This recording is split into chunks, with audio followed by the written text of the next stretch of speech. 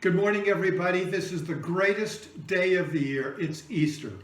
And all around the world, from Austria to the United States, to China, to Kenya, to Kiev, there are millions, tens of millions of people worshiping the resurrection of Jesus Christ.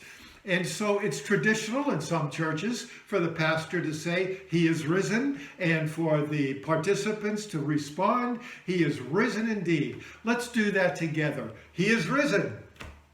Yes, he is risen indeed. Our service begins with two hymns. Two of the best hymns that I know, the second of which is my favorite in the world. Let's worship God together. Low in the grave he lay, Jesus my Savior, waiting the coming day, Jesus my Lord. Up from the grave he arose with a mighty triumph for his cause. He arose a victor from the dark domain, and he lives forever with his saints to reign. He arose, hallelujah, Christ arose.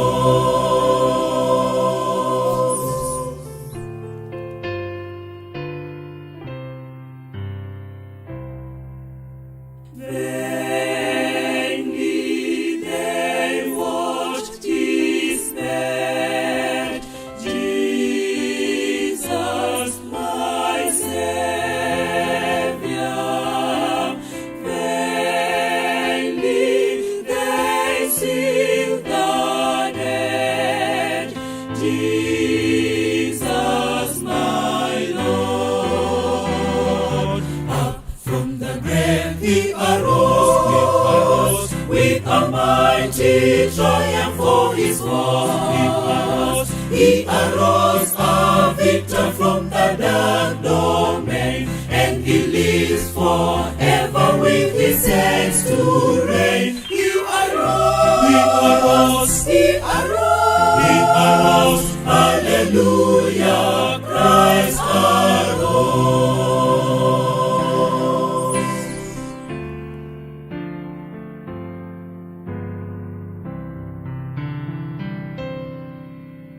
Death cannot keep his prey, Jesus my Savior.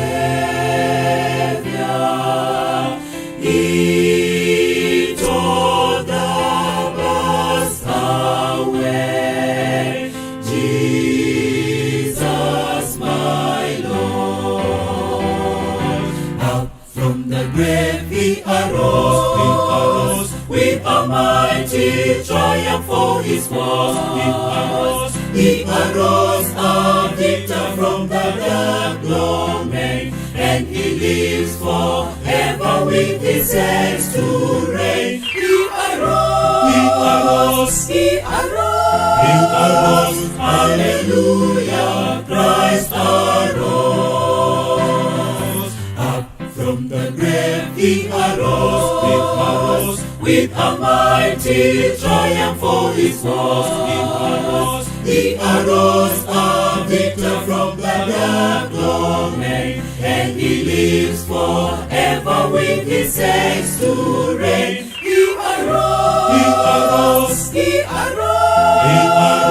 hallelujah, Christ arose.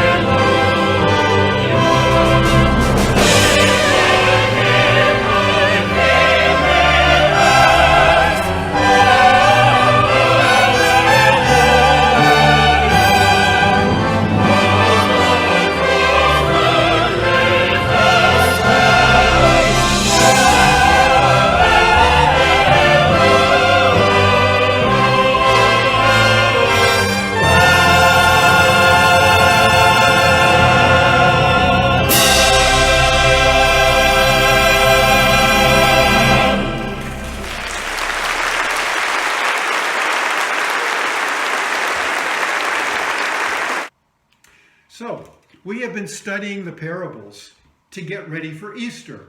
The parables, the stories that Jesus told, were for the purpose of helping us think differently so that we can begin to understand God. There were dozens of them. In the Gospel of John, however, there's only one, and it's about a seed.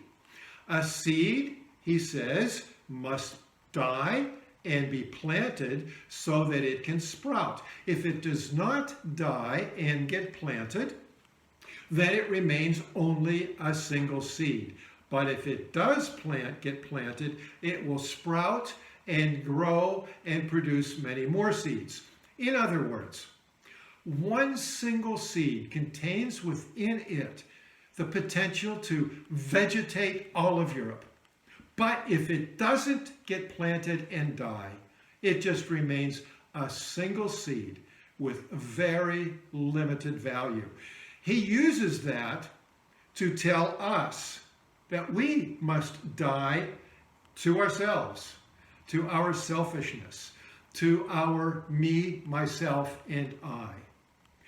And if we do die that way, we will then be so much more powerful for the rest of the world around us. We won't be just a single limited value person, but we will be of value to the world. But he means more than that. For him, he is about to die. And he is saying that he will be planted in the ground and he will indeed be resurrected. That leaves a dilemma. At least it did for me for many years. Over here, there are many brilliant people, scientists, philosophers, thinkers, who say that dead people don't get resurrected into a new body. Over here, there are many brilliant scientists, philosophers, thinkers, who believe that Jesus did rise from the dead. They believe that he was not just another one of those mythologies all over the world where gods die and rise again. Rather, that all those mythologies over the world were signposts pointing to that becoming a reality in history, an actual event where Jesus dies and is resurrected. Well, what do you do with that? Over here, many brilliant people. Over here, many brilliant people with their argument. Let's look at an actual resurrection story. It's found in John chapter 20. Mary, who had been heavily into the occult, had the hooks of spiritual forces into her heart, controlling her, had met Jesus. He had cut them through prayer, set her free, and she became a follower of Jesus. And now, after Jesus had been certified dead by the Roman executioners and put in a cave with a stone in the shape of a wheel, about 1 or 2 tons in weight, rolled over the cave front. He's been in the cave for Friday and Saturday and Sunday. So Mary comes to the grave early Sunday morning. Now there are discrepancies. Matthew and Mark and Luke each have different accounts of this encounter. And why would that be? Well, I think it's really natural and almost corroborating of the story that there are different angles, different details, because that's the way it always is in eyewitness accounts. But then it's Mary who is there. If Christians, early Christians, Matthew, Mark, Luke, and John, had wanted to make this story up, they would not have chosen women to be the first eyewitnesses. Women were not trusted to get their facts straight. They were not allowed in court. They were not allowed to testify in court. And so The disciples record women as being the first eyewitnesses. Why would they do that? It's because, probably, they were. Mary then notices the stone having been rolled away. Who moved the stone? Would it be the Roman soldier guards? Would it be the Jews? No. It was in their interest to keep Jesus' body in the grave, to be able to show the world he's dead. This Messiah movement is over, just like all the others. We've crushed it. The disciples, would they have stolen the body even if they could have? Well, it would be an odd thing if they did, to take a dead Jesus, hide him, pretend he was resurrected, proclaim to everybody they could find that he really was alive, knowing that he wasn't. There are many people who do die for what turns out to have been a lie. I don't think there's anybody who gives up their lives for something they know to be a fraud or a lie. Well, Mary runs back to tell Peter and John, and then there's these funny details almost, where John and Peter race against each other to get to the tomb. And it says John got there first. They look in the tomb. And in there, they see that Jesus' garments are folded neatly in the place they would have been. Details. Why these details? Maybe they're there because that's what happened. Well, John and Peter leave. Mary is there alone, and she's freaking out. What else are you going to do? So are the guys. She stoops down and looks again into that cave. She sees two beings, angels, and they say to her, "Why are you crying?" And she said, "Well, someone's taken Jesus. I don't know where he is." And she turns and she looks and she sees a man standing there. She's thinking he's the gardener, that he maybe stole the body. And she says to him, "Where is he? Where have you taken him? I'll get him." And then he looks her in the eyes and she says, "Mary." Mary. And at that moment, she must have had chills down her spine, because at that point she said, "It's you. Teacher, it's you." And then Mary is stunned, and Jesus said to her, listen, essentially he says, "Don't hold on to me, Mary, the best is yet to come." Not only that, Mary, I've got a job for you. I want you to go back to all the disciples, mostly men, and I want you to tell the men that you saw me physically, bodily alive. She did. She ran back to the disciples and to a bunch of men. This woman preaches the first Christian sermon, the Easter sermon, to these men. Who preaches the first sermon? It's a 5-word sermon. I have seen the Lord. A woman preached that sermon. And remember, the only thing that the Romans or Jews had to do to disprove all of Christianity was to produce the body, something they were fully capable of doing with the resources they had at hand, but they couldn't. And from there, those disciples and others who saw Jesus alive began to tell everybody they could, Jesus is alive.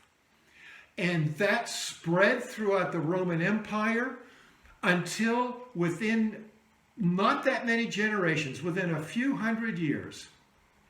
This is unbelievable. The great Roman Greco world of learning and values was completely supplanted, was replaced by Christianity. Why? Of all the scholars, the sociologists and historians who've written about that, believers and non-believers, they've concluded that it was because of the resurrection. It's because Jesus was raised from the dead, or at least everybody believed that he was. It changed the world.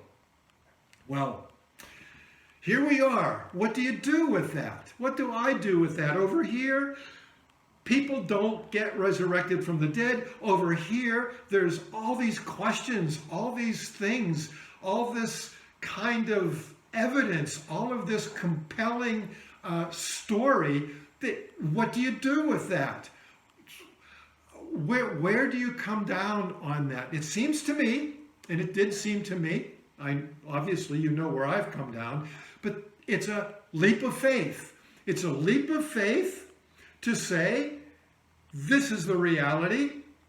Nobody rises from the dead, even though one can't conclusively prove that. Over here, you can say, he did rise from the dead based on the story. Well, so from there, that means a whole lot. The first thing it means is that if this is a fact, it's sort of like the sun or the moon or gravity. It's a fact. I have to deal with it. I wrap my life around it. It's not based on my opinion, not based on my preferences, not based on my feelings. It's just there. It's a reality. And so, if that's a reality, how intelligent am I to live as if this is true when indeed this is what's true? But beyond that, it changes everything. The cross, for example. I have heard so often that Jesus going to die on the cross is a picture of God entering into my pain, my suffering, my sin, and suffering with me, being with me. And yes, it's true. And yes, it's a beautiful sentiment. But that just leaves me in my pain. That leaves me with God not doing anything about it. Isn't God going to do something about the plight of the world? The resurrection says that he did enter into the prisons that have imprisoned you, emotionally, sin-wise, addictions, fears, all those things that keep you bound, that he did enter it. But up from the grave he arose. He flung open the doors of the things that have got you captive. He broke the chains, just like with Mary of Magdala, that have us hooked. You have been set free if you accept it. If you choose by the power of the resurrection to walk out from it, it's easy to stay where we are, stuck, imprisoned, addicted, whatever. But the door has been flung open and we can leave. It's a hard journey. For some it's immediate, for some it takes a lifetime. But something happened that day on Easter. More than that, it's a reversal of all things. I loved it when Superman went backwards around the world so many times that he reversed things. The resurrection is the reversal of things. Entropy is a law of physics where things that are organized go into disorganization, from holding together into falling apart.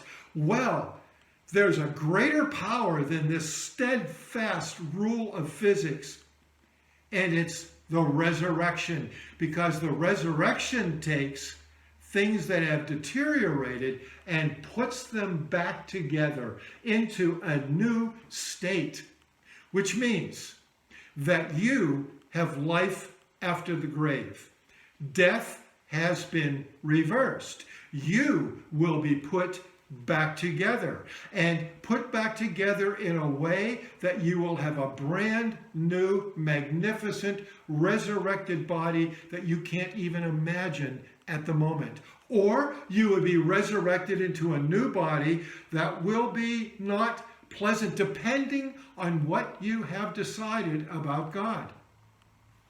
But not only that, all your regrets will be reversed.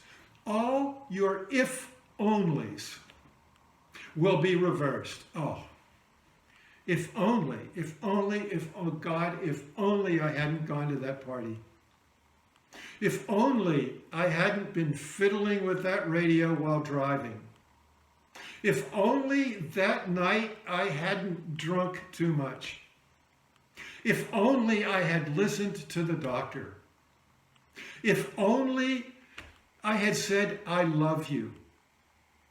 All the if-onlys, all the brokenness, all the pain, all of those things will be reversed. God will take all of them and out of them bring something new and magnificent. No eye has seen, no ear has heard, no mind has conceived what God has prepared for those who love him. All regrets and if-onlys will have been reversed. Every sadness will come untrue. Every sadness will come untrue. But there's even more. The death and resurrection of Jesus say that he is now presiding over all things, which means he is presiding over you.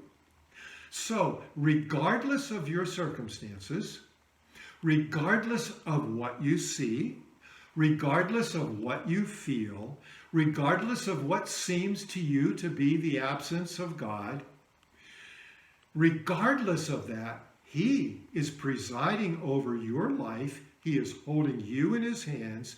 He is taking care of you, and the best that can happen for you, more than you can hope or imagine, can't not happen. God has your future and your goodness in his hand. You can trust that. So here we are. Over here, dead people don't get resurrected. Over here, Jesus got resurrected and changed the world. This is life-changing. So if you're a believer and you leave here today believing this, but acting as if this were true, you are living in unreality. You're missing the great truth of the world. On the other hand, if you are here and you have a tough time believing this, what do you do with this? What do you do with this? And so,